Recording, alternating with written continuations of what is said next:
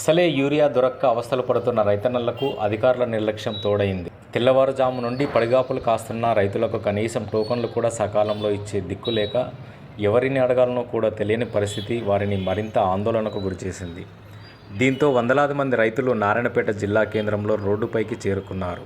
విషయం తెలిసిన రైతు సంఘం ఏఐయూకేఎస్ నాయకులు, వ్యవసాయ కార్మిక సంఘం ఏఐపీకేఎంఎస్ నాయకులు, టీయూసీఐ, పీవైఎల్, పీడీఎస్యూ మరియు సిపిఎంఎల్ మాస్ లైన్ పార్టీల నాయకులు అక్కడికి చేరుకున్నారు.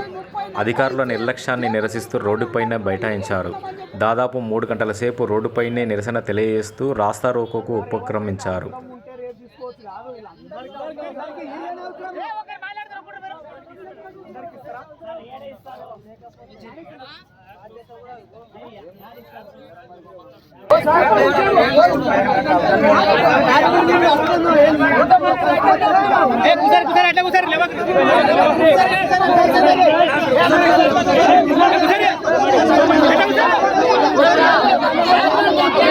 అయినా మీకు కనీసం చిత్తశుద్ధి లేకుండా వ్యవహరిస్తున్నారు. గవర్నమెంట్ వాళ్ళైనా, యంత్రాంగమైనా, అధికారులైనా అంటే కనీసం మీకు రైతులంటే ప్రేమ లేదు, భయం లేదు, భక్తి లేదు అన్నట్లనే కదా.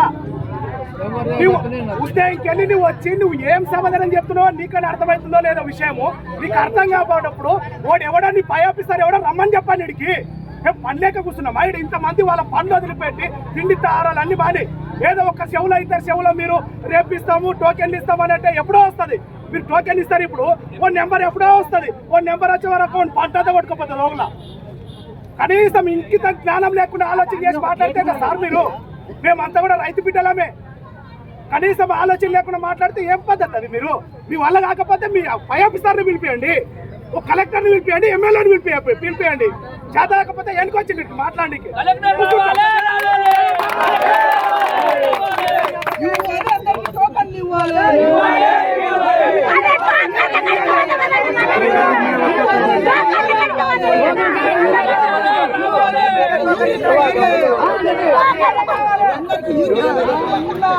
చాలా మొండిగా ఉన్నటువంటి పరిస్థితి ఉంది.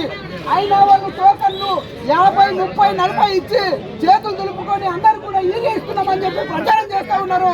ఇది అబద్ధం అని చెప్పి మనం అర్థం చేసుకోవాల్సిన అవసరం ఉంది. ఎందుకంటే ఈ రోజు 300-400 మంది రైతులు నారాయణపేట జిల్లా కేంద్రానికి 1 గంటలకు రాత్రి రావడం జరిగింది. గ్రౌండ్ లో టోకన్ ఇస్తామంటే అందరూ గ్రౌండ్ లో పోయిండ్రు.